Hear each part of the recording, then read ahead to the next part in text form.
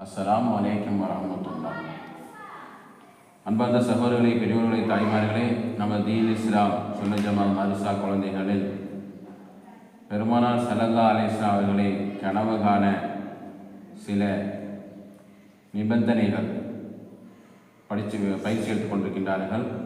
அல்லாஹ் சுப்ஹானஹு வ தஆலா நமது உயிருக்கும் மேலான கண்மை நாயகம் ஸல்லல்லாஹு அலைஹி வஸல்லம் அவர்களை கனவிலும் நனவிலும் காணக்கூடிய சௌபாக்கியத்தை அல்லாஹ் சுப்ஹானஹு வ தஆலா நம் அனைவருக்கும் தந்தார் புரிவானாக. ஆமீன்.